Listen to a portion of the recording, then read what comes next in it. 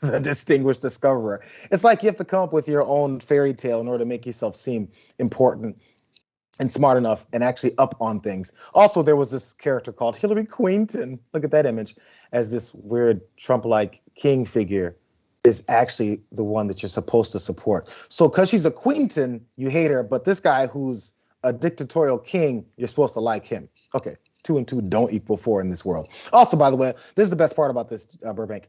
Patel is also signing these books with QAnon slogans, and there's fun to that as well. Let's look at that image. He signed his book there, and he said he's got a special message in 10 books for some lucky patriots. Buy a signed copy and have a chance to get one of these. And of course, there's the whole hashtag that QAnon likes to push, the WWG1WGA, which means nothing but stupidity. But here's the best part. Let's zoom in on that because someone did notice this. This special message that he wrote in there, enthusiastically underlined, says WWG1WGA, which is QAnon for where we go one, we go all. But Patel also said Team America. TEEM? Is that just bad handwriting? Or does he not know? I think it says Teen America, and he believes this book is for teen reading levels because that's where he was at when he was that age. Listen, it's so dystopic, honestly, to have these people. Trump, who lives in freaking Mar-a-Lago, one of the fanciest hotels, basically lives in a castle, and he's like, I'm the guy that's going to save you from the rich people who are very corrupt. It's like selling populism is so scary, right? And I'm sure kids can easily identify, like, oh yeah, those are the bad guys and these are the good guys. Like, the fact that we're teaching this at such a young age and it's so false is terrifying, because who will these kids grow up to be? Kash Patel, Donald Trump, and everyone else that apparently believes in this nonsense. Again, you have to pass down the BS to your children, or else they're not going to buy it as well. We've seen many stories of kids that start to ask questions, and what they really don't want kids to have is access to information. And that's something that explodes more and more and more. So they have to poison it with this kind of information. Thank you, Burbank, for a fabulous Monday. It is absolutely the best day of the week. I think it's been proven yet again. Thank you for being here with us. Thank you guys for joining me as well. I think the fact that you guys are here makes sure that you agree with me as well. Up next, you got John Iadarola with the Damage Report. I think we'll be back in studio tomorrow, as well as John there. You guys go check him out. We'll catch you guys on a big Tuesday. See you tomorrow.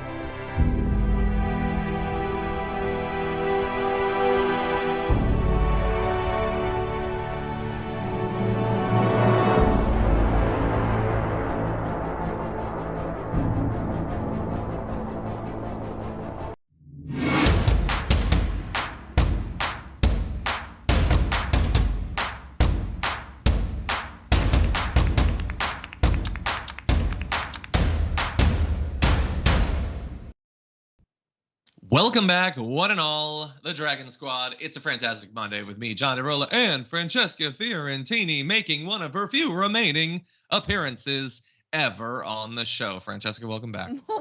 What? I mean, Ever? for a bit. Stop it. You gotta make it dramatic. It's gotta have a sense of exclusivity. Okay. I want people to tune in. Cool. I want to lie. Don't jinx me here, all right? Yeah. I get to live after this kid is born. That would be Unlike great. in the House of the That would be Dragon, which I am incredibly triggered by. I want everyone to know. It is like maximum problematic birthing scenes right before Honestly. you give birth. Like for a society so obsessed with succession, you'd think they'd care for moms a little bit more than that. Well, they do care about succession, but the mom isn't the most important part of the succession. Let's be clear about this from their point of view. They're just Republicans in today's day. Like, it's just a vessel for my seed. You know what I mean? Like, ugh. Anyway, great episode of House of the Dragon. If you haven't been watching it, you should watch it. It's good. It's Game of Thrones again. It's pretty enjoyable. I'm enjoying every episode. Anyway, aside from House of the Dragon, we've got House of the American What Remains of Democracy that we're going to be breaking down through the course of today, including giving you a preview of the return of the January 6 hearings. Yes, they will be coming back. In fact, I'm going to be doing live reactions and commentary this Wednesday. We've got a couple of little mini bombshells we need to break down today on the show, as well as just, I mean, if you know me, if you've been watching the show for some time, you know that what I am looking forward to in terms of entertainment going forward is just DeSantis and Trump just hitting each other. We got a little bit of that, and it gets real petty, so you know that's going to be fun. We've got the minimizing of political violence. We've got attacks on tattoos. We got a lot to talk about. And if you stick around for the full show, in the aftermath, we will be talking about masculinity. We have the take of a true expert on the topic, Ben Shapiro. So you know that that's going to be fun. And we've got a fun little throwback that I found in doing my research for that topic. So definitely stay tuned for the aftermath. In advance of that, if you wouldn't mind hitting the like button and sharing the stream, that'd be great so people know we're live. And if you want to send us any comments, tweets, or super chats as we go, we'll respond. But with all that said, Francesca, are you ready to start the show? Yes. Good. Okay, let's make one of these final ever appearances a special event, starting with this. Did it hit you at one point that this is way bigger than it appeared in the beginning? Absolutely. You get a real aha moment when you see that the White House switchboard had connected to a rioter's phone while it's happening. That's a pretty big aha moment. You get an aha Wait a moment. minute. Someone in the White House was calling one of the rioters while the riot was going on? On January 6th, absolutely. And you know who both ends of that call? I only know one end of that call. I don't know the White House end, which I believe is more important. You know, if the White House, even if it's a short call and it's a connected call, who is actually making that phone call? Is there a simple, innocent explanation for that? Was it an accidental call from the White House that just happened to call numbers that somebody misdialed a rioter that day on January 6th? Probably not.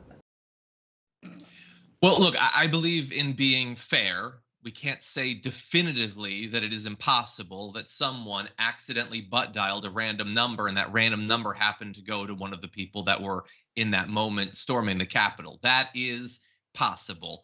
Equally likely is that it was an intentional thing, I suppose. And so that is a bit of a bombshell coming from former Representative Denver Riggleman, who's this like technical aide and advisor of the January 6th committee, who's also apparently writing a book about the hearings, which was news to me. Also news apparently to the committee. And they don't seem very happy about it, but he is dropping some bits of information. So he talks about this call, and as he says, we don't yet know what it was about, if it was literally anything, who was involved in it, except that supposedly the New York Daily News believes they know who was called, and that is Anton Lunnick. He's already been charged and investigated for being a part of the January 6th insurrection, declared a knucklehead in the initial reporting on him. But if you jump ahead, you can see there is a photo of him. I will say why the New York Daily News feels they're sure that it's this guy that's not well described, and no one else is running with that. So I would say as of right now, we don't know who was on either side of the call. But this was the first supposed allegation with evidence of direct communication between the White House and an insurrectionist. That is basically all we have to go on that right now, Francesca. Is this just selling books? Does he have good evidence? What do you think? No, I think this is huge. I think, there's been a lot of how involved were the Oath Keepers? How involved were the Proud Boys? Who had communications with who? What about other low level, quote unquote, Congress people collaborating with Ali Alexander or, helping with buses to the Capitol building, right? Whether it's Charlie Kirk or some other dark money group helping bus people to the Capitol. But as the riot starts, having a phone call from someone part of that riot to the White House, that's very different. That is beyond, you've crossed the Rubicon. You cannot say, I didn't know what was going on. I had no communication with them and I wasn't leading them. And of course, we've heard testimony from, let's say, Cassidy Hutchinson, aide to Mark Meadows, who testified that Donald Trump knew and everyone in the White House knew about the violence and essentially did not call off the mob. But this feels like, oh no, maybe they actually just egged him on. So I think it's a bombshell. Yeah, there's so many more details that need to be filled in. And so I don't want to get ahead of ourselves, especially knowing that the coverage is going to begin again this week. It's possible that within 48 hours, we'll know everything that can be known about this. But it was only 9 seconds, which isn't enough to have a conversation. It is enough to, declare that Order 66 is being initiated or something. Like, if you were just giving a command, that's possible. The command could be, get out of there. The command could be, you gotta stop. That could be it. Also, it's possible maybe they were just calling him back. He'd called someone in the White House and they didn't know who he was and they were just calling him back, although they just star 69'd it, John. It could just be a star 69. Would they be doing any of this amidst the continuing chaos? Because apparently, based on the timeline, this call happened shortly after the Trump statement was put out. That's what the initial information seems to show. God only knows if that's true. And so maybe this is someone they knew that they were trying to save from being rounded up. So they say, get out. I honestly don't know. But what's interesting is that this is only one of the two sort of communication bombshells coming out of this weekend. We also have this. Meadows' texts reveal direct White House communications with pro-Trump operative behind plans to seize voting machines. And this is with an individual that I at least was not familiar with. Phil Waldron, defined here by CNN as an early proponent of various election-related conspiracy theories. We have no word yet on whether he too has been declared a knucklehead, but we will be tracking that. He texted Meadows back on December 23rd, so 2 weeks or so before the insurrection, saying that an Arizona judge had dismissed a lawsuit filed by friendly GOP lawmakers in the state.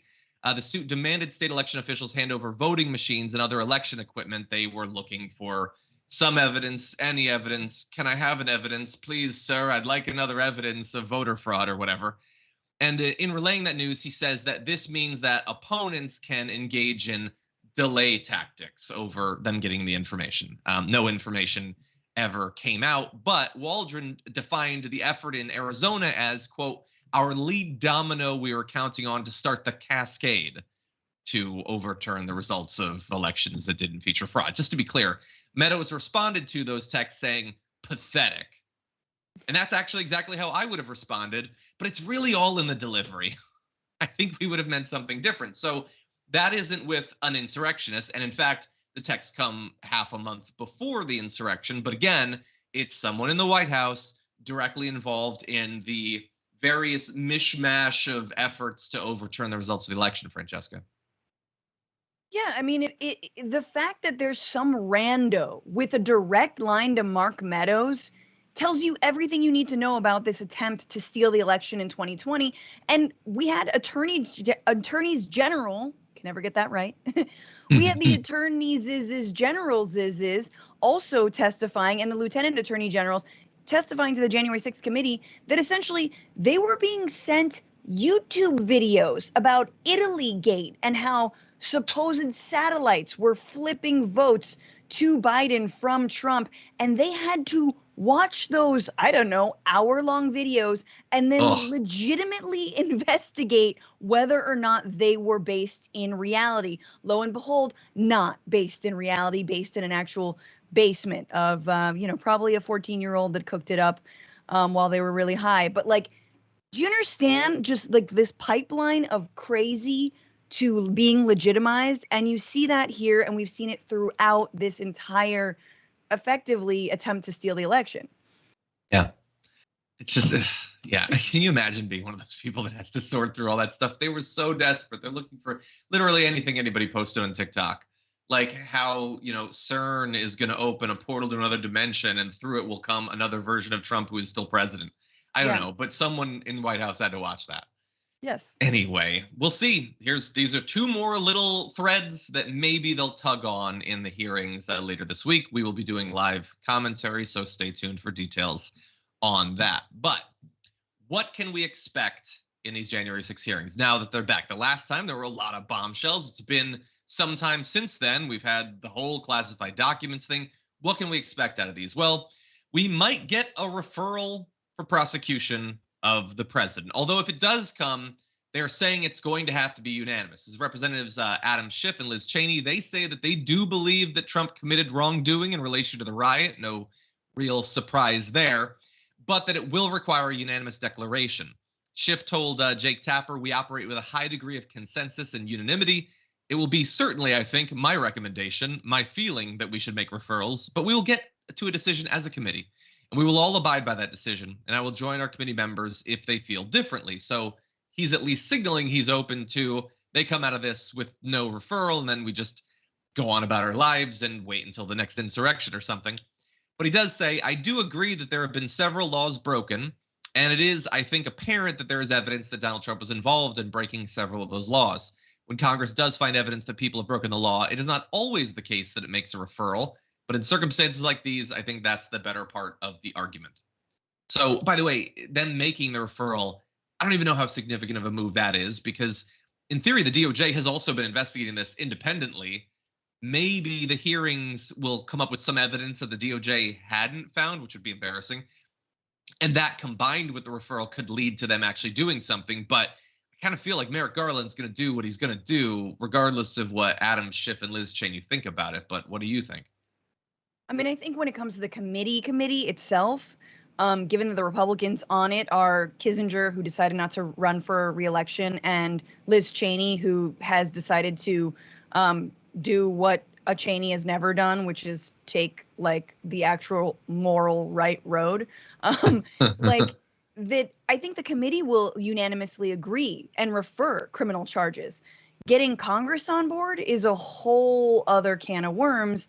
And it definitely comes down to the November election and what happens, and whether we are going to see impunity or not, I think depends on whether we keep the House and the Senate or not. But it is so chilling to imagine us just taking stock of everything that happened, as we've been doing, and then moving on and being like, well, what are you going to do? Let's hope that some of the lawsuits that Tish James is issuing against the family bankrupts them. Yeah, exactly. Or something with the documents. We'll see. Raymond Dearie, come on, do your job. I don't know. Yeah, it's all just hopes. We'll have to see. That's just the referral, though. That's not actually the most interesting part of what's coming. So here are the whisperings that I have heard of what might be coming starting on Wednesday. So the panel may establish a link between Donald Trump and his inner circle, including longtime ally Roger Stone and his former National Security Advisor Michael Flynn, and their communications with far-right extremist groups who stormed the Capitol. So not necessarily demonstrating direct communication between the White House and the groups, but the White House with those intermediaries and the intermediaries with the extremist groups. So we might see some evidence of that, text messages, maybe transcripts of calls, that sort of thing. They also might discuss whether Trump fired his defense secretary, Mark Esper, to replace him with someone who would support his plan to seize voting machines or delay the certification of Joe Biden's election victory. as well as discussions about imposing martial law after Election Day. That seems important. If they replaced a guy like this, and remember, they were firing people left and right who weren't sufficiently loyal at that point. That seems pretty important. Certainly goes to intent. You don't replace those people because there was voter fraud. You replace those people because you want them to do something that they feel is unethical or illegal. So you've got that coming. Also, Representative Benny Thompson of Mississippi says, quote, "We have substantial footage of what occurred that we haven't used." So there's still more footage. I know some people have been wondering, wasn't there that embedded documentary crew that might have footage from the Trump side of this, which we haven't really seen any of? That is possible. I haven't seen any specifics about what the footage might include, but we can expect to see some stuff that hasn't happened yet. And finally, and perhaps spiciest of all, we've been waiting to see what would it be like if they actually spoke on the record live with crazy. What if they had Steve Bannon? What if they had Roger Stone? What if they had Donald Trump? They haven't had any of those things. But they will apparently have Virginia Ginny Thomas, wife of Supreme Court Judge Clarence Thomas. And if you think you know what she'll say or what she won't, buckle up, because she's crazy. And she may just lay the whole thing bare, Francesca. It's impossible to say at this point. Oh, I'm so excited. You know, I mean, nothing's going to happen. Like, you know, right? Like, Clarence Thomas will still serve on the Supreme Court until his death. You know, we won't impeach a Supreme Court justice, even though we should and could over this. But Ginny Thompson will absolutely, Ginny Thomas, Clarence Thomas, yeah. Thank you. She will absolutely expose just how crazy she is, and I love it. I think it'll be good. Oh, we'll see. I can't wait to find out. Would she actually reveal anything she said to Thomas? I don't know. I don't know if she would. And we know that she was texting a lot of people in the White House. We have those texts already, so I don't know what she'll look. The only thing that makes me excited about it is that all of them know what they were trying to do. Most of them are at least minimally savvy enough to not reveal the whole plan. But she's like a straight up QAnon believer.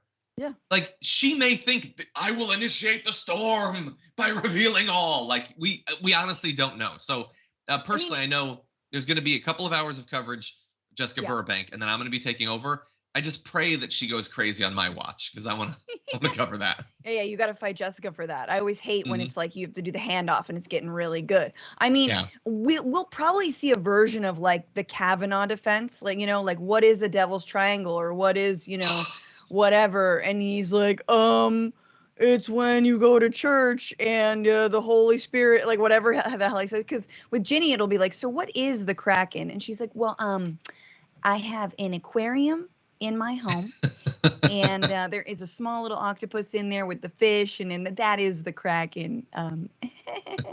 Release that adorable little sucker. Yeah. Anyway, I'll have to see. Okay, you know what? We're gonna go on to our B block. Should be a brief one. I just want to have some fun. To start off the week. So let's have a little bit of fun. And by the way, a preview of some crazy. Not the same sort of crazy as Wednesday, but it's going to get crazy up in here. So let's jump to this. I happen to notice that Donald Trump bleated something over the weekend that I thought was a little bit weird. He sent out this message: 96% approval rating in the Republican Party. Very high numbers on fighting crime, the economy, inflation, foreign relations, Russia, Ukraine, should never have happened. Thank you. And I looked at that and I thought, wait, what year is it? Is it before the pandemic? What is going on? No, that was bleated out on September 26th of this year. He gets high numbers on fighting crime. In case, I don't know if any of you just came out of a coma, he is not president, nor has he been president for over a year and a half. He has not been fighting crime because he cannot fight crime. Unless he's got some sort of like cape and mask situation going on and he leaves Mar-a-Lago and skulks around Florida. He's not the president. He's not in control of the economy, nor is he in control of our foreign relations. And I know what you're thinking. Wait, John, you're missing the fact that yes, all of that's BS, but there's a deeper level of BS, which is that these aren't real numbers. This didn't come from anywhere. This isn't a poll, and I will grant you that.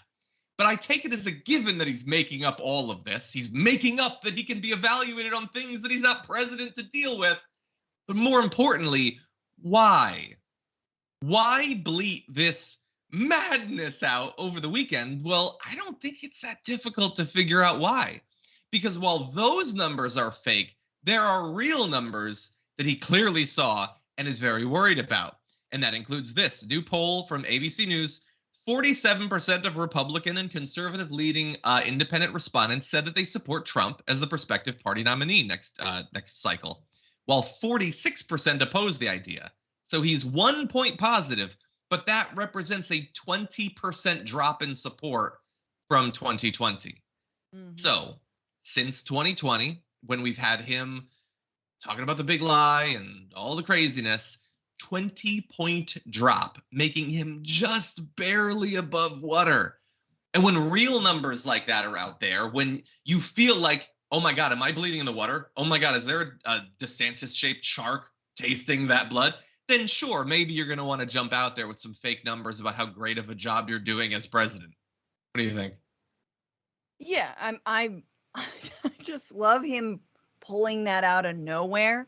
And then taking credit for anything that's going on right now, like if crime is low, if inflation is under control, but again, this is someone who just in recent weeks has gone full Q. So they're probably like, oh, he's secretly controlling everything, and anything that Biden does good is actually at Trump's behest. He's making sure the economy doesn't quite tank. He's making sure, that the Russia-Ukraine war is, going the way it should. They don't actually know which way they want it to go because they love Vladimir Putin, so it's not really clear. Yep. But yes, it is. When I see a 20% drop from 2020, it makes my heart sing just a little bit. Then I know we're going to look at the matchup with Biden. It looks a little less exciting because turns out Democrats not that excited to vote for Biden. But it is important to see that there's a lot of doubt on Trump. And honestly, look, it was bad enough when you have the big lie. It's bad enough we got the January 6th. The insurrection, and then the January 6th commission and committee hearings. It's bad enough that we're understanding just what a massive fraud this entire family has been in terms of their taxes.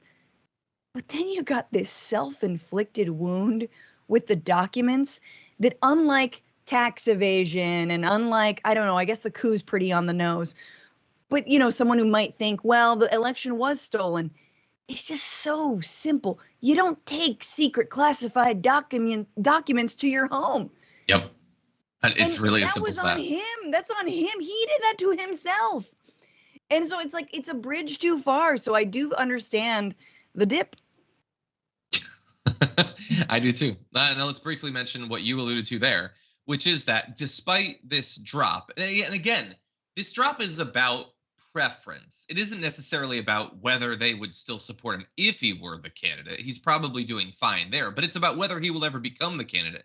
But if he does, bear this in mind, in a hypothetical rematch with Joe Biden is ahead 48-46. But if you limit the results to only registered voters, Trump is up 48-46. This is now. By the way, this is now that we're talking about. This is Dark Brandon. This is Biden kind of doing some stuff, sort of. I know it's been a few weeks since he's done anything, but a little bit. It's still so close. So I know with the Dark Brandon stuff, we use it ironically. There are actual Biden fans who believe, oh, good, now we don't have to worry about that whole, like, there could be a challenger thing. No. We should still be very worried about Biden being the candidate. He could well beat Trump again, or he could not. And I would argue the stakes in that are pretty high. So continue to be worried about that. Now, that said, let's turn to something even more fun. The brewing fight, the brawl, the war between Donald Trump and Ron DeSantis is going to be epic in a way, but it's also going to be super catty and petty. So I'm going to let you know what Trump is alleged to have been saying about Ron DeSantis and Governor Chris Christie for some reason. This is according to Maggie Haberman, who is saving all this stuff for her book, of course. Anyway, she detailed a meeting that she had with Trump in the summer in Bedminster. He's still meeting with Maggie Haberman. That's the amazing thing. Anyway, during the meeting, she spoke with Trump about Christie, one of his 2016 election rivals, to which Trump said, "I was compared to him? Why? I didn't know I had that big of a weight problem." Which, first of all, like, why? Why is that your response? Second of all, yeah, you know that you do. Come on. Come on, you know that you do. But why? Why? Especially because you know that you do. Why? Why are you bringing that up? It's a glass body situation. You don't throw stones. But he goes on from Chris Christie. Before I let you weigh in, Chris Christie, I guess, is easy for him to attack. He's not going to be running again. But Ron DeSantis might. Haberman wrote that she heard of Trump using similar terms to describe DeSantis. Now, she didn't witness this, but she recalled learning from sources that Trump had called DeSantis fat, a phony, and whiny, while also taking credit for him winning the governor's seat in 2018, which we've heard him say that many times before. Maybe phony too. I haven't heard him call him whiny or fat. Again, by the way, like we could get objective on this. I'm not pretending that Ron DeSantis is in amazing shape or whatever, but again, glass bodies, throwing stones. Look into it, Trump. Francesca, what do you think? Yeah, Trump clearly has those mirrors that they have in the rehearsal, the HBO show with Nathan Fielder, where it's like he walks by it and he sees just like this amazing, chiseled young man staring back at him. He's like, your dad did hug you when you were a kid, that kind of thing. He does not see himself the way we all see him, which is a disgusting mass of fascism. He's a massive. It's a figurative. Yeah. Disgusting. Yeah, like people's weight has nothing to do with whether they'd be good or bad in elected office. Like, and I just want to point that out to Trump. Ron DeSantis is going to beat you or not, having nothing to do with whether he's fat or whatever. And by the way, it doesn't seem to affect Trump either. So this is not like, please don't fill the comments with like jokes about Trump's weight or whatever. It's hardly the most important thing. No, please fill the comments with that but here's the thing, is that their side perpetually participates in body shaming, especially, they love to do it if it's like anyone who is like a young woman, a woman of color, love to do that. They love That's true. Anybody. But their side mythically thinks that Donald Trump, underneath that like tie that goes to his knees and his little like, and his little meals, his man heels, that he is Rambo straight up. There's a 12-pack there, and you're like, no, homie, that's not the case. You don't want to see this man with his shirt off. But they equate that with masculinity, with leadership, with whatever the hell. And we, people who live in reality, understand that no, those things are not linked. Yeah, 100%. Yeah, it's such a weird thing. For me, it's not about the specific thing that he's attacking him for, which is, disgusting. But it's the inability to see how that's going to be interpreted. Literally every single person who hears that, even a lot of Republicans, be like, really? You're saying that? It's so weird. Honestly, what DeSantis should do, like if I could provide a bit of advice to DeSantis is, and he would never do this, it's why I think he's going to get destroyed in 2024, at least as of right now. I could change my mind. I just don't think he can put up a strong defense, which with Trump has to be a strong offense. He should just say, "Oh, that's interesting. I saw what you said about me. Let's meet and do a shirt off dance off challenge." Yeah. We'll both get on stage. We'll both take our shirt off. You want to talk about alphas? I'll show you an alpha, or whatever. Some stupid Republican toxic masculinity BS like that. He'd never do it. We'll put someone like the Man Show used to do with women, just like have them jump on a trampoline. We'll do that and then slow it down. And then we'll all have a collective puke. I'm curious about this match. I have a lot of thoughts on this matchup. All I have to say, I know we have to wrap, is it's the vaccine. DeSantis can get Trump on the vaccine because Trump wants credit for actually rolling out the vaccine. And it's the one thing that DeSantis will probably talk about. It's his only angle if he chooses to take it. But he also needs that MAGA base. So we shall see. And that is, so I think you are very right. I think that's a great point that you're making. But of all the things to attack Trump on, right? It's like the one thing he was kind of right, like not right in that, like it would never have happened if not for him. That's BS. Literally everyone would have put government money into it. It would have been produced exactly the same, probably faster. but he at least said kind of that you should take it. He backed off because he's a coward and he got booed. But he kind of told people to take it. And that's the thing that he's going to be beaten on. That is infuriating. Anyway, by the way, really fast bit of good news. If we could jump ahead to graphic 9. Good news from my perspective, at least. I'll leave that to you to decide. Gavin Newsom says he is definitely not running for president in 2024. So on the Democratic side, supposedly. And by the way, Gavin Newsom, if he says something, you can take that to the bank. He would never like go back on that or anything. That's not going to happen. He says, not happening. No, not at all. I've said it in French, Italian. I don't know German. I mean, I cannot say it enough, but thank you. It's humbling. It is sweet. It's a nice thing to be asked. I mean it. And I never trust politicians, so I get why you keep asking. Okay, well, we'll see. We'll see. I say clear the path. Let's just have a nice little scrum of awesome progressives, choose the best progressive, and that's the person who takes on DeSantis or Trump. Scrum of progressives. I like that. What I want. Scrum of progressives. Let's copyright that. Anyway, with that said, we do have to take our first break. When we come back, we've just got having to respond to absolutely awful candidates. All that and more after this. Okay, everybody, let's see what's going on out there in the audience. First of all, first of all, very exciting news, and this is exclusivity. Francesca will actually be coming back, but this is exclusivity. So, a while back, you guys reminded me that a group of dragons is called a thunder.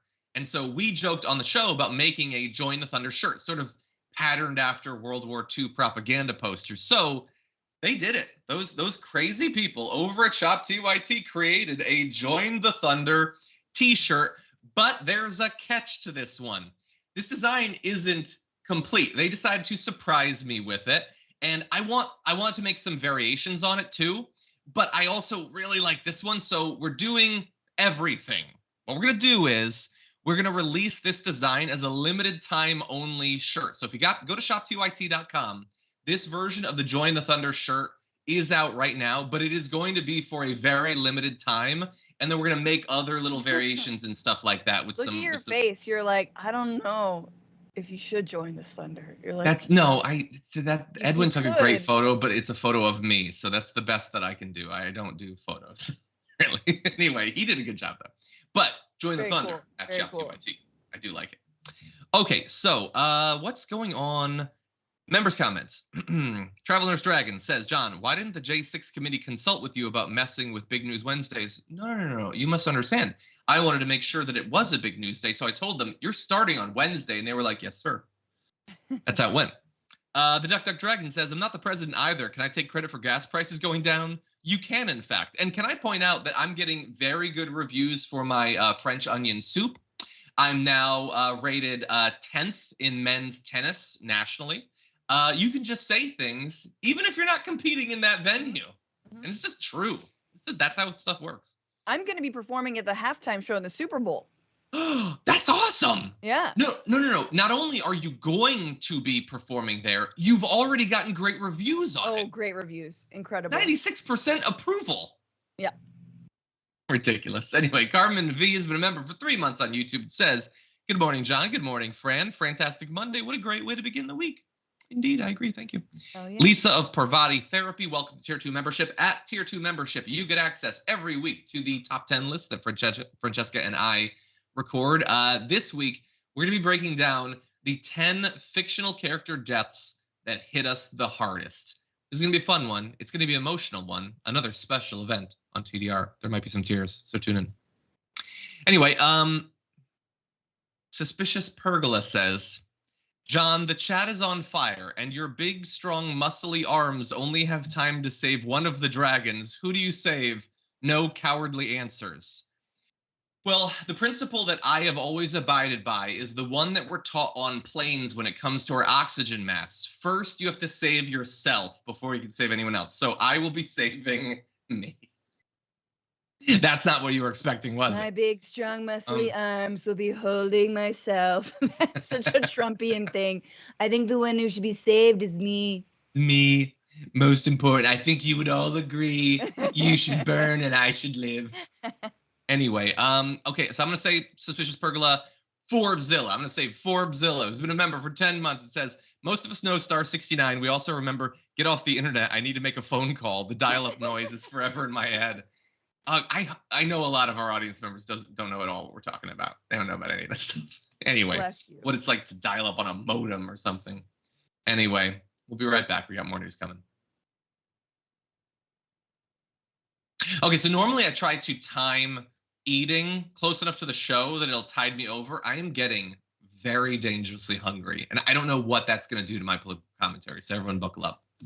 Anyway, with that said, we've got some craziness to dive into. Let's start with this. The sad thing is that Gretchen will tie your hands, put a gun to your head, and ask if you're ready to talk. For someone so worried about being kidnapped, Gretchen Whitmer sure is good at taking business hostage and holding it for ransom.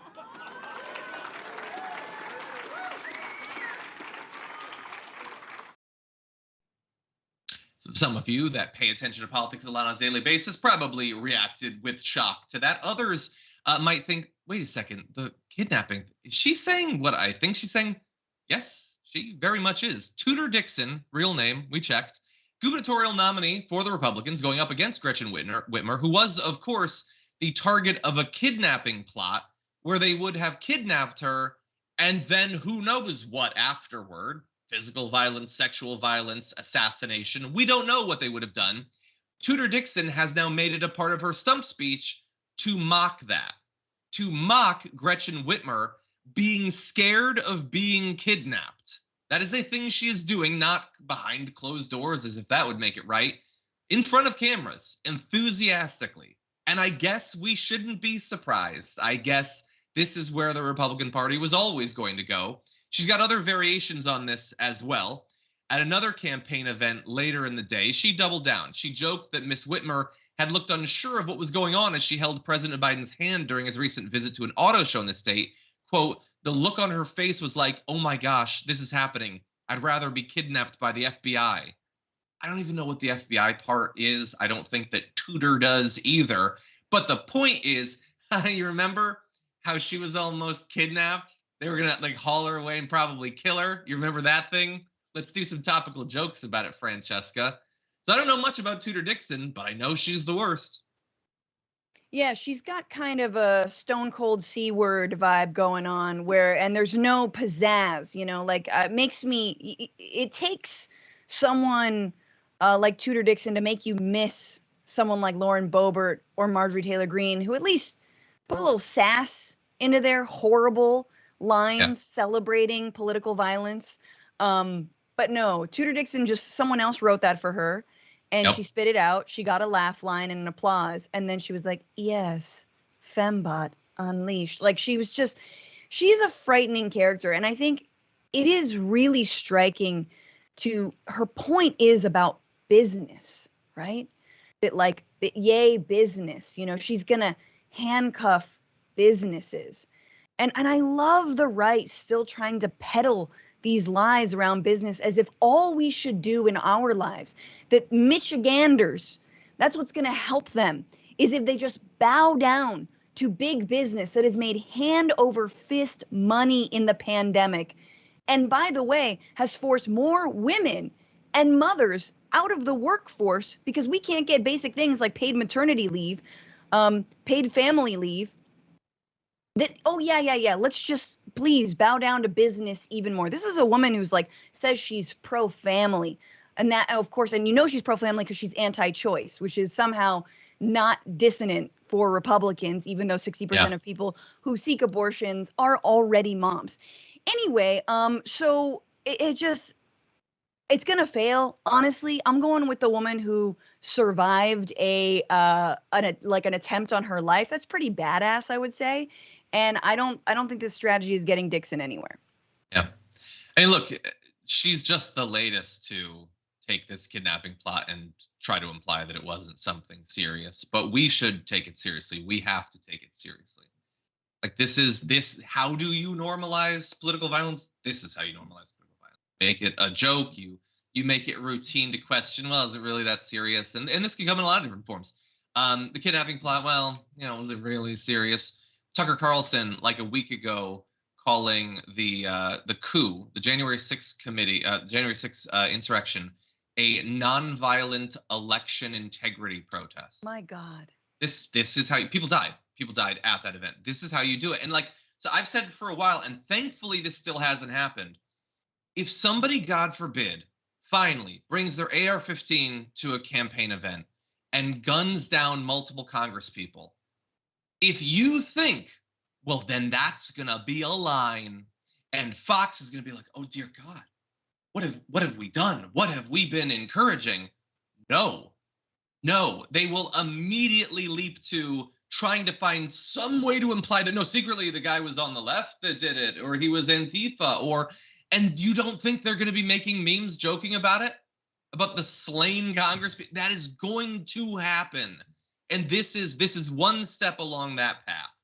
Now, really fast statement from the campaign of Whitmer, saying threats of violence, whether to Governor Whitmer or to candidates and elected officials on the other side of the aisle, are no laughing matter.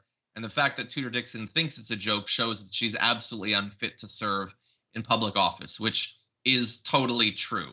But this has been a really serious block, and I don't want to be too much of a downer. So I know that Tudor Dixon loves jokes, so I've got a joke for her, and let's see if she gets this one. The joke is her candidacy, because right now she's apparently down like 16 points to Gretchen Whitmer. And I think that's hilarious, honestly. I think that that's way funnier, better punchline than any of her jokes about kidnapping. Any other thoughts, Francesca? I mean, yeah, she's going to have her own Fox show very, very soon. Yep. She'll be fine. I'm sure she's personally wealthy. Life's good for Tudor Dixon. Yeah, Tudor Dixon gives off, I've been wealthy since I was being weaned energy. I don't know for sure. I'm pretty sure. I bet all that I have. That's not much in comparison to what she almost certainly has, but I'm pretty sure. She called people the help at age, like her first words were like, "You're fired." You know what I mean? Okay. With that, let's quickly go through this, because I found this pretty interesting. Jumping ahead of the D block, which we're actually going to do today. Not long ago, just earlier this month, Tucker Carlson went on an, I swear to God, nearly 20-minute rant about John Fetterman, attacking him in a lot of different ways. Of course, he's going to do that. Tucker Carlson wants Dr. Oz to be elected. Why? I mean, Tucker Carlson's a different sort of Republican, right? He thinks differently than others. No. Dr. Oz is the Republican. He's going to support him. The fact that Dr. Oz has no qualification whatsoever, he's just a con man who sold people weird mountain berry juice for 30 years or whatever, means nothing. Dr. Oz will vote to cut taxes, and so Tucker Carlson will support him. That's it. That's all it takes. But one of the things that he decided to attack Fetterman on were his tattoos, saying, all your stupid little fake tattoos, it's a costume, of course. Duh, it's not real.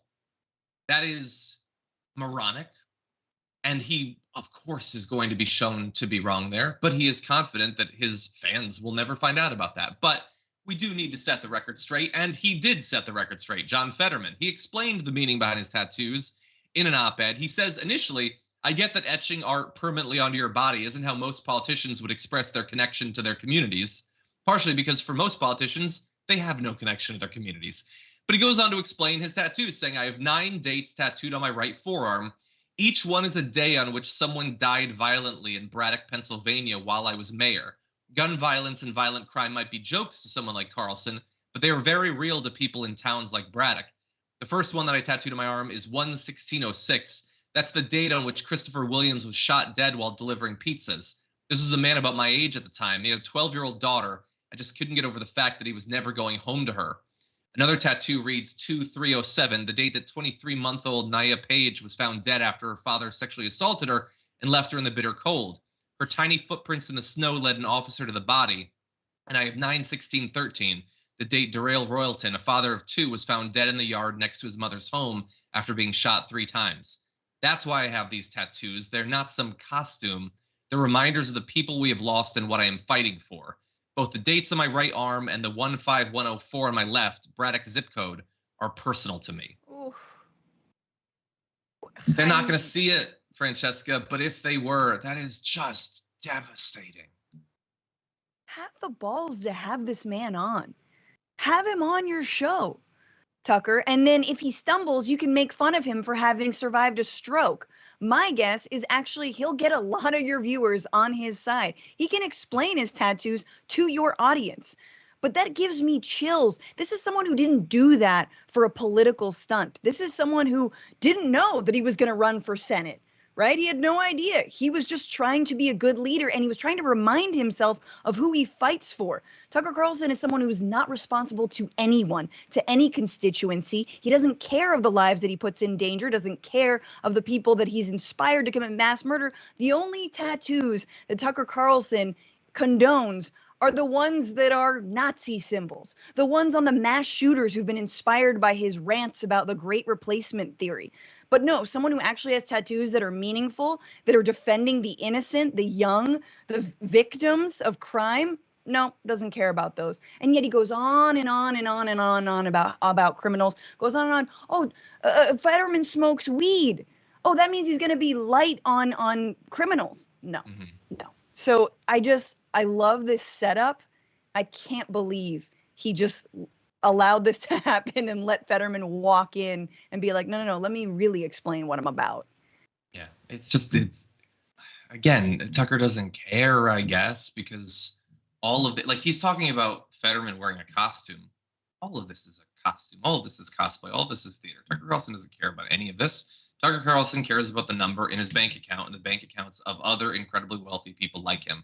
All of this supposed populism is a costume that he puts on, like he puts on his flannel or fleece or whatever when he does the occasional shoot where they march him in front of like a wood-paneled wall and pretend that that's the life he lives or whatever. That's all that this is. The idea that a politician could actually care is not only impossible for Tucker Carlson to understand, because he is so far from actually caring about any of this, let alone the stakes of it, but he also actively does not want you to believe it. He knows what his fans believe about politics. They have been trained by people like him to believe the government can never do anything for you. It will never do anything for you. The only thing you should hope for in politics is that the people we tell you to hate and fear will suffer. We'll give you that. We'll own the libs or whatever.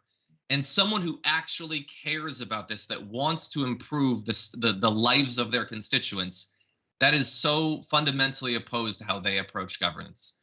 And hopefully people will get that message. It seems okay at this point. If you look at the most recent polling, Fetterman is up 2 to 5 points in a series of polls over the past month, but it is still going to come down to election day. And so we're going to see who has the last laugh on this one. Okay, with that said, we do need to take a break. When we come back, we'll give you updates on the Russian mobilization effort. There's been a few obstacles in the road. We'll break those down for you after this. Okay, let's see. Sean Connolly is saying Tudor Dixon's dad owns multiple steel companies. She worked there in sales. Perfect. Okay, well, that's a good gig if you can get it. I always felt that my dad should have owned steel companies. He never got around to it. He should have done that. That would have been nice. Yeah. Anyway, Quaker Lady, member for 17 months, says, I just fell into the Medicare donut hole. My asthma meds are now unaffordable until January. Jesus. That's such a great explanation. The Medicare donut hole. It's just like the hoops people have to jump through to get their meds covered, whether you're on Medicare or Medicaid, is just so frustrating. So I'm sorry you're going through that, but I love the way you explained it. Sorry about that. And this is what we're an incredibly wealthy society.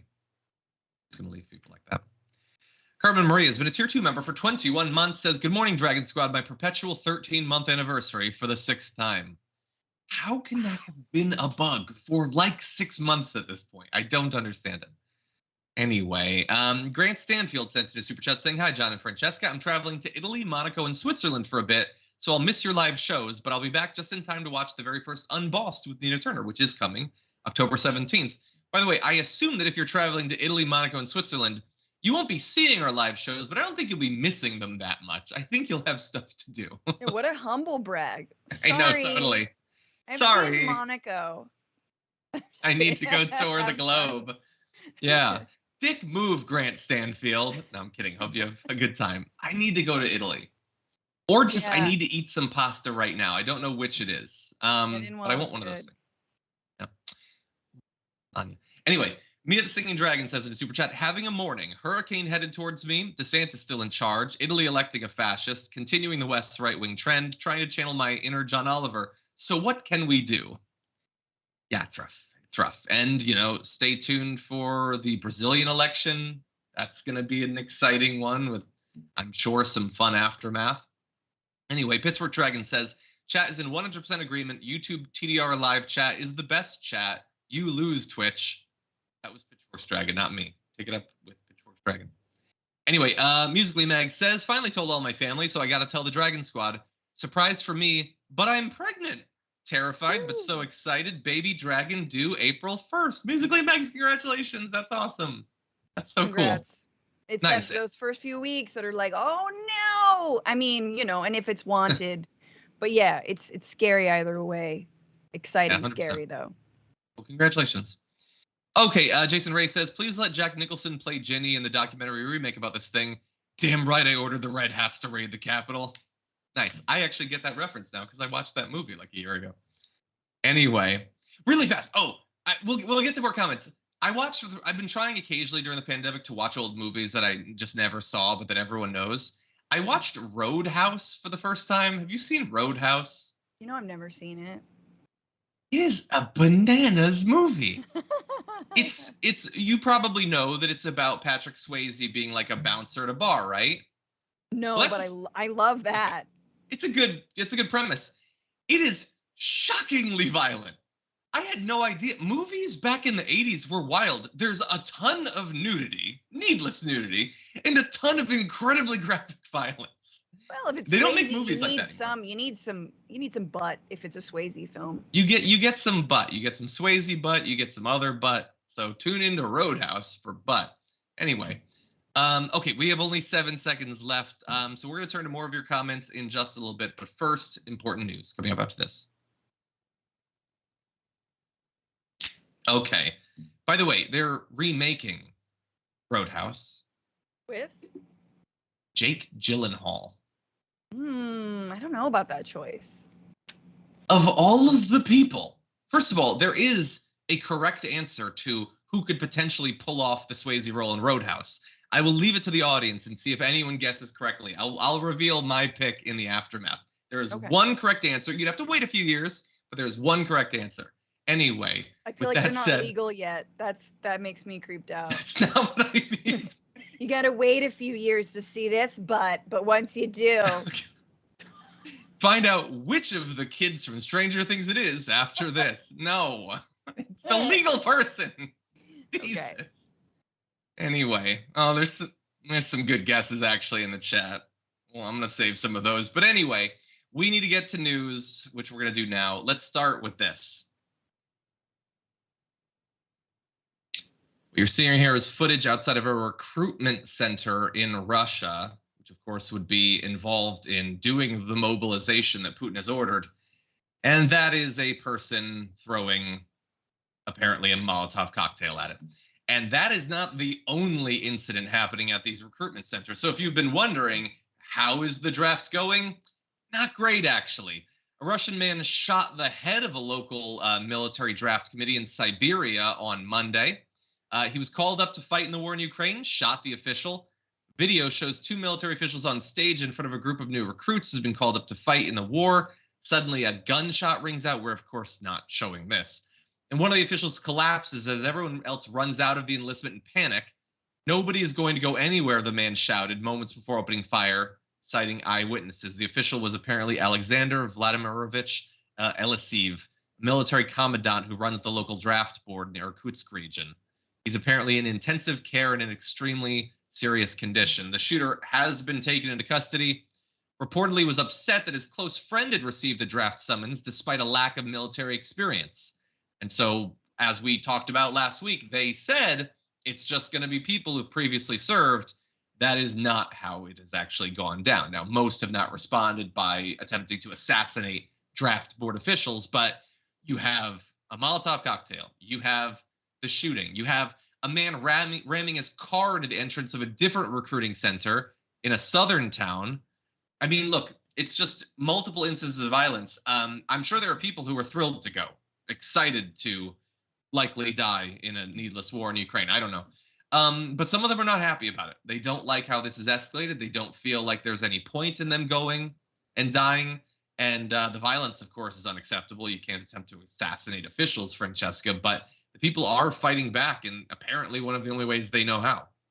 Absolutely. I mean, it's just an insight into what general Russian society, despite the amount of censorship on the news and on the internet and what they're being told and how it's not actually a war, it's like, no, they know, because everyone probably knows someone who's died at this point. There's been a massive Russian casualties, and no matter how it's being spun, the reality on the ground is that it's not going well, and they certainly don't want to be cannon fodder for Putin's vanity war / not war. So it makes sense, and this is, tale as old as time. I mean, there were attacks on recruitment centers, not attacks, but resistance to recruitment during the U.S. Vietnam War by incredible war resistors. So it's going to happen, and sadly also, apparently this draft is disproportionately targeting people who are of ethnic minorities, who are actually in the regions that once were Ukrainian, who are now being told to go fight more Ukrainians.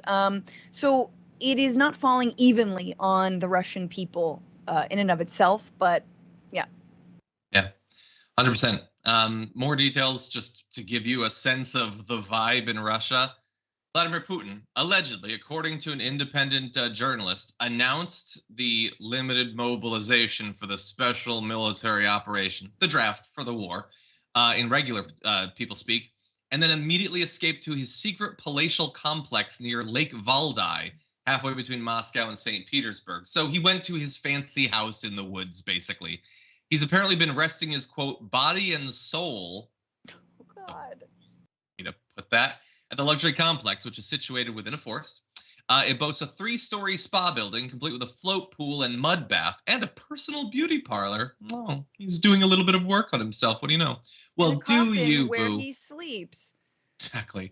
And I rest my soul. Like, that is that the was the vibe. Jurassic Park theme at first. No. Okay. Anyway, yeah, you can see some photos of it. It's super fancy because remember what all of this is about. All of this is making him and keeping him possibly, allegedly, the wealthiest person on the planet. So that's nice for Vladimir Putin. Anyway, with that said, that is unfortunately all the time that we have for our first hour. There's also a school shooting, by the way, in Russia, which you don't often hear about, but it has happened. We'll have more details a little bit later on. For now, though, thank you if you've been listening on the linear platforms or on our podcast. But if you're on Twitch or YouTube or one of the other platforms, we've got way more to get to in the aftermath with Francesca Fiorentini. So don't go away. In a couple of minutes, we'll be back.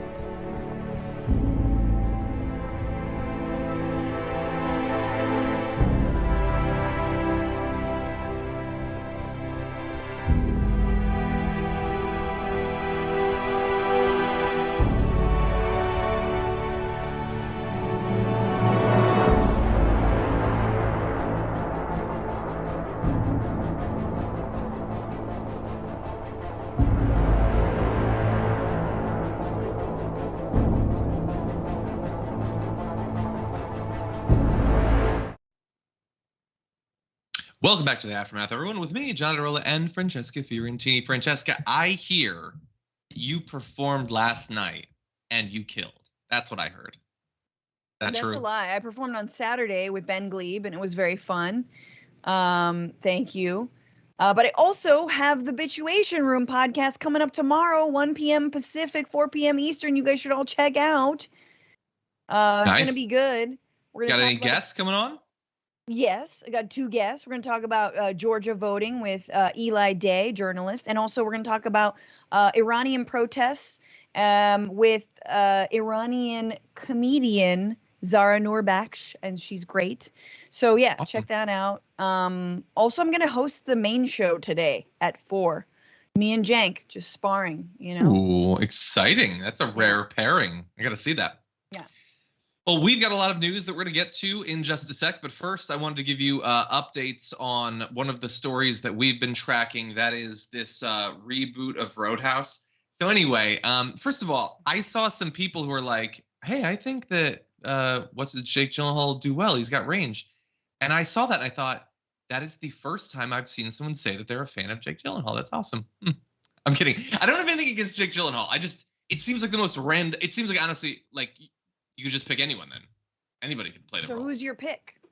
Okay, well, we're going to get to my pick in a sec, but I do have to admit that there were some good picks out there. So Adent Hitchhiking Dragon said Michael B. Jordan, and I thought, that's actually not bad. He's even got the dance background. That's not bad. But let's see. He's got the background, if you know what I mean.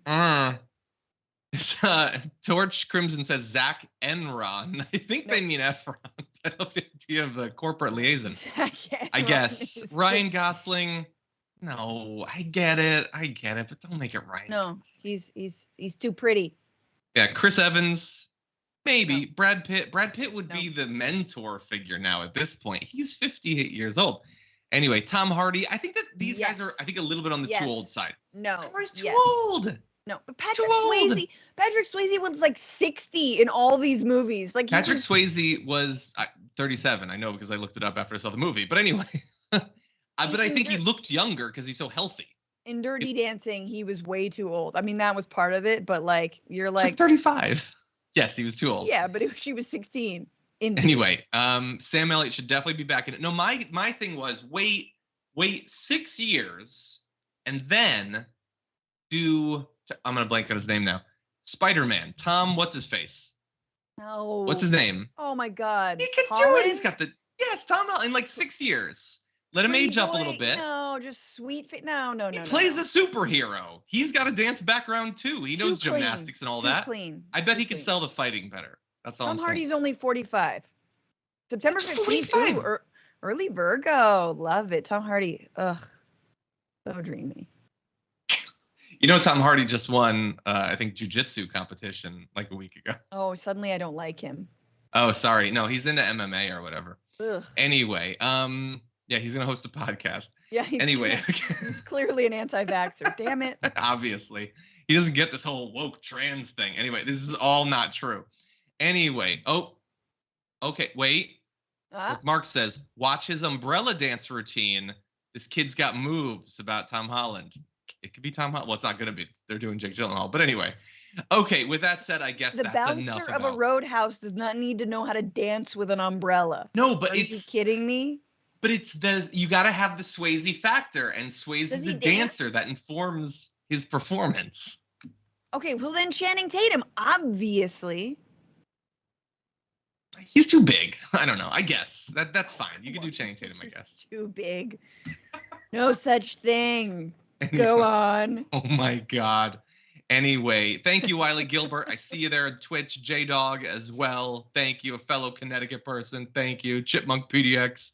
Thank you for being here since the Air America days. What do you know? Okay, I'm spending too much time talking about Swayze again. And so, I guess I'm kidding. Anyway, so I guess we'll jump into a story. It's going to be after that conversation, a bit of a downer. Danny DeVito. Nice. Definitely could be Danny DeVito. Let's jump into this. Hi everyone, I'm Jenny. I'm a wheelchair user and I'm paralysed from the waist down. I've recently been on holiday and this is how I get onto a plane, usually using an aisle chair. This is what they got me onto the plane with, but unfortunately, on my flight, they didn't have an aisle chair on board. So the flight with Albastar didn't get off to a great start. As you can see, they wouldn't let me sit anywhere near the front of the plane, even though there was spare seats. Then when I asked if I could go to the toilet, they said no, that they wouldn't help, and they just proceeded to keep serving the drinks, which is great. So this is when I actually got to the toilet itself. This is my partner helping lift me onto the toilet. Obviously, this is quite a small space, so it was a bit of a struggle. But when you've got to go, you've got to go. So this is what we had to do. One staff member quite rudely told me that disabled people should just wear nappies on board, which I find bizarre that people think that that is the solution to this scenario.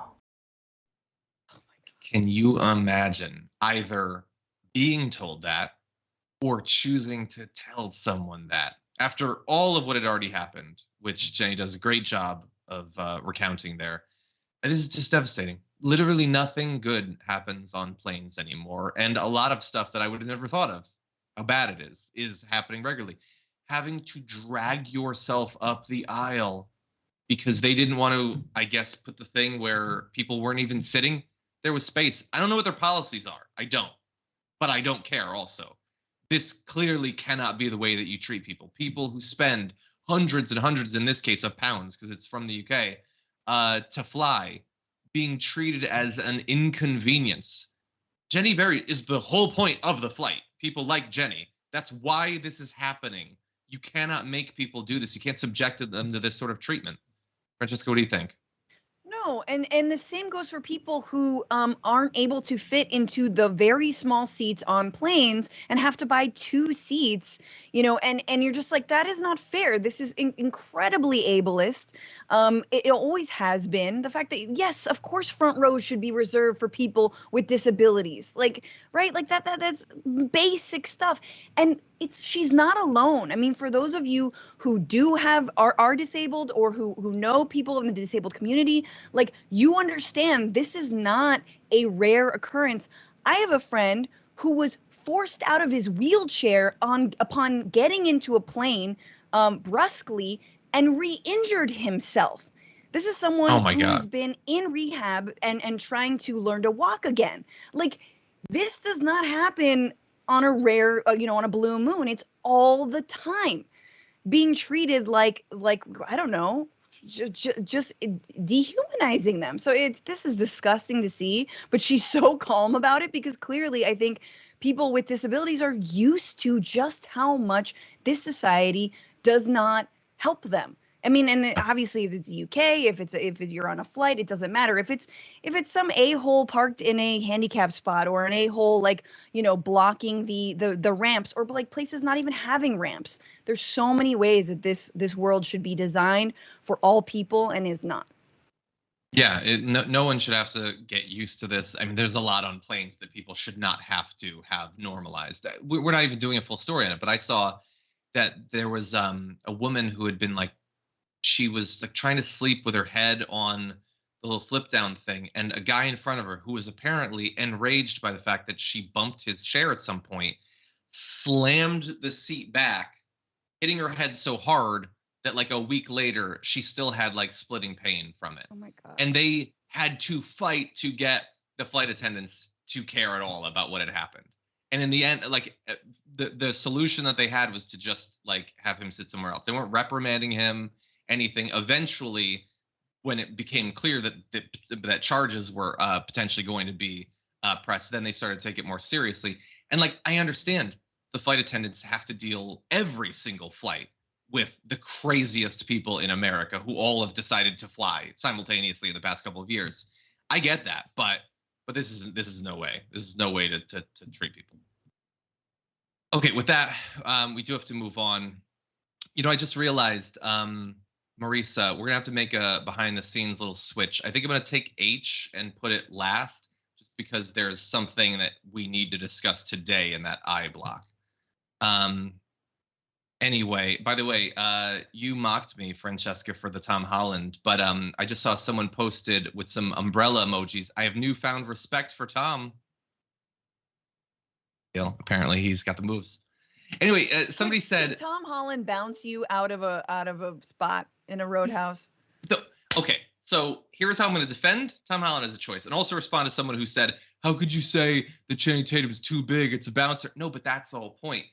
The role that Swayze was playing was a guy who everyone underestimated. They keep making references to it. He has to be smaller.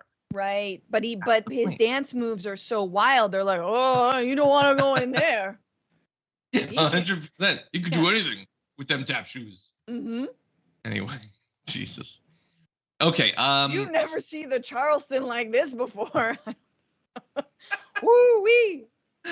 Oh my God, I haven't seen the Charleston like anything. He's got a mean moonwalk. Like, I don't know. What are dance moves now? Just flossing? Those are the most recent ones. Exactly. It's just flossing, but each time you swing your arm, you hit another person in the chin. Yep. Yeah. That's gonna be a great scene. He just twerks you. That's how he bounces you with his booty, like out of there. Nice. Okay, well, people are saying Tom Holland's too young. That's why I said in 6 years. That's why I said let's just wait a few years. Damn Rockwell. That wouldn't be bad. Anyway, Amanda Oken says in a super chat, Harry Styles in Roadhouse. No, I get it, but like we also don't know if he can act yet. And based on the reviews of Don't Worry, Darling, I'm not sure. We stand Florence. Okay, we're on the Flo side of this debate. I'm ready to fight. Yeah.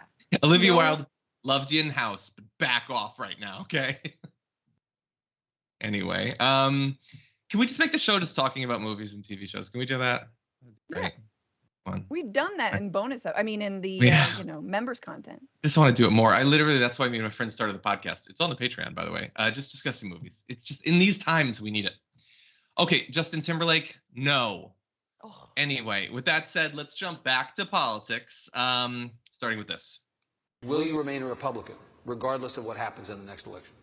I'm going to make sure Donald Trump, I'm going to do everything I can to make sure he's not the nominee.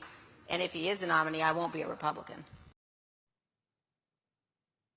So that is no surprise, really. I mean, she's not an elected Republican soon anyway, but that is Liz Cheney saying that she is taking her war against Donald Trump and that wing of the Republican Party even further. The question for us who are not Republicans is, how much should we care or even welcome this? So look, understand, she lost her primary last month to a challenger that was endorsed by Donald Trump. That's happened to several of these limited number of Republicans who actually stood against him or voted for his impeachment. She says that she's going to try to stop him from getting elected, but not just him, by the way. Some other like MAGA-esque candidates, including Carrie Lake. She said at an event in Austin, I'm going to do everything I can to make sure Carrie Lake is not elected. Asked if her efforts to stop Lake or Doug Mastriano or other MAGA candidates would include actively campaigning, stumping for Democrats, she replied, yes. Now, Francesca, it is Liz Cheney. Do we want this? Do we care? Will it have any effect? What do you think about her being on our side? I mean, look, I think it's important to bring up receipts in terms of Cheney's voting record with Trump. What was it, 97% of the time? I think it's important to understand that the entire GOP has been paving the way for someone like Trump in 2016 to completely use as their, again, Trojan horse to get everything they ever wanted, including basically overturning Roe v. Wade at this point, right? Effectively nullifying it. So let's put that aside there. I also have to say, I haven't heard a lot of Republicans say this, that I hate Donald Trump. I think he's corrupt. I think he's ridiculous. You got William Barr out there who resigned. Finally, it was a bridge too far, the election denialism. William Barr's going around making the media rounds, being like, Trump is this, Trump is that, he's corrupt. Then he finally gets asked the question, but would you vote for him again? Well, yeah, if he were the Republican nominee, I would vote for him again. Like, so finally, someone has the ovaries to say, no, I will not vote for Donald Trump, and I would not be a Republican were he to be the nominee. So I gotta say, I want to hand it to her for at least having a little bit of backbone. And yeah, man, first of all, don't come over to the centrist Dems because we got way too many of those. But look, if you want to start your own party that isn't the forward, I don't know what I'm talking about, party, of a man who's now I'm like blanking on his name because I'm like, I don't care. I don't want to think about him. But you know what I'm saying? Like Like, I appreciate that she's actually sticking her neck out and continues to do so. Yeah, well, and now I guess she has even less to lose. She lost her position. I don't know, for a Cheney, what else is there? I guess backup batteries for the heart thing that's keeping Dick Cheney alive. I don't know. What else do they have to lose at this point? Yeah. And so, look, if she wants to campaign or whatever, okay, that's fine. Maybe there's like 3% of the Republican Party that would side with her over Trump. It's very, very small, but maybe it'll matter. You can do that. But that's where I stop. There's no thing that you can sort of read into some of these centrists where it's like, well, and now we can chart a new path for the Democratic Party centered around Liz Cheney. No, you do your campaigning and then go. And go away. Go back to Dick Cheney's house or whatever. You can do your campaigning. That's good. That will atone for 0.1% of everything the Republican Party has stood for the last 20 years. And then that's it. Go away. That would be my And sadly, stance. she won't, right? She's probably going to go into lobbying or work around particular policy issues that she does agree with behind the scenes, work some dark money organization. But what I would hope that she does is actually still stay in the public eye and try and carve out this space and be like, y'all don't have to be lemmings. You could actually do what I do, and have some sort of backbone. But so I don't know. I don't know what I wish upon Liz Cheney. I just I have to just tip a hat, honestly. I know that's not popular among us lefties to say that, but I think it should be said. Yeah, it's tipping a hat briefly. It's an acknowledgement. It's not, this is now my buddy. That's not how that works. Right. By the way, Dranger Dragon says she's worth 15 million. She'll be effing fine. Absolutely. All of them are so wealthy. So wealthy. So much money. How did they get all this money? Jesus. Okay. In one moment, we're going to be going to our last segment. We're going to be ending with a little bit of fun. But first, let's see. Alembican says in the super chat, I've been watching for years, but I finally figured out technology and my finances. Thanks for all you do. Proud to be helping out more now. May I please be Foster the Thunder Dragon? You may. You can have a name that involves Thunder Dragon. You can also join the Thunder as a dragon by going to shop2yt.com. It is a limited edition shirt. There will be another version of this that'll come out at some point, but when? What will it look like? Will it be a disaster? I don't know. All I know is that you can get this one now at shop2yt.com. And then you can answer all the people who are going to be like, wait, what does that mean? What's the Thunder? No, but it's a group of dragons. Everyone should know this. Why doesn't everyone know this? Over on Twitch, Faye Molly's been with us for 25 months. Thank you for that.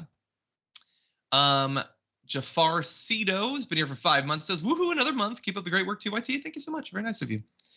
Okay, Poe the freaking Rican Dragon. Freaking Rican. Says 24 months. Thank you. Grandpa Dragon, 1953. 28 months. Thank you. It's Monday. I'm sharing my 28-month anniversary. The sun is shining and the temp is just right. Makes a lot of this political garbage go away just a little bit. Thank you. Everything that helps. Take it. Okay, with that, let's jump into a little bit more fun, starting with this. The people who tend to fight wars are typically very patriotic, very male people. I mean, I'm sorry to break it to you, but this has been the truth about military warfare for literally all of human history. And the institution of traditional masculinity has been core to that idea. But we're a society that doesn't believe in traditional masculinity. Traditional masculinity is an opponent because traditional masculinity requires roles. It says that men are supposed to protect, men are supposed to defend, men are supposed to be strong, men are supposed to be fathers and husbands. These are apparently very bad things now. You're not supposed to say these things. That is Ben Shapiro, who is, of course, an expert on masculinity. Now, I know it's popular for leftists to attack him, implying what would he know about masculinity, but I don't even understand what you're talking about. First of all, you heard his deep, bassy voice. Second of all, you saw the little smattering of hairs that he's been growing desperately over the past year on his face. And third of all, the dude shops at Home Depot. Like everyone else, he goes occasionally and he buys a single plank of poplar, as you do when you go to Home Depot. That screams man. The sort of man who can opine on women in the military when he chose to never serve. He didn't do any of this. He didn't go through the training. He didn't risk his life. But he can openly and repeatedly mock the many women who have done that, who went through the training, that served their country for years or decades, those who died on numerous battlefields that he recommended we go to, by the way. He can do that. Certainly, Francesca, he can tell us what we should value when it comes to masculinity in the military. What do you think? Oh, just trying to grow that puby little beard out. Ugh. I don't know what we're talking about. Like, what's your problem, bro? Just come out and say it, right? Is it that there are women serving? Is it that there are gay people who can openly serve? I guess not anymore, maybe. Like, what are we, what is, and he finally says men. But in terms of masculinity or very male people, like, masculinity is actually quite fluid, right? So let's talk about that, bro. But then he's like, okay, but men. So what is this? And I'm actually like very, this makes me mad. This is not funny to me. It angers the hell out of me because it's always elitist, comfortable Republicans sitting around talking about why there aren't more men in the military, why we're not doing more war, right? Meanwhile, the number of sexual assaults in the military from your masculine men who, yes, litter the United States military has jumped by 25% in the last year. Last year, there were almost 9,000 reported sexual assaults in the year 2021. That's only gone up this year. And those are the ones that are reported. So my guess is your version of masculinity is actually endangering the U.S. military personnel. That's exactly what it's doing here to our own military people and abroad. So I'm just so done. I'm so done with this because they had a woman in the recruitment video, they think that suddenly, or a gay person in the recruitment video, they think masculinity is dead. Man, go fight your little war in your blanket fort with your military men, your little G-men, and just live out the fantasy that way, because we live in reality, and the reality is that masculinity is actually crushing us.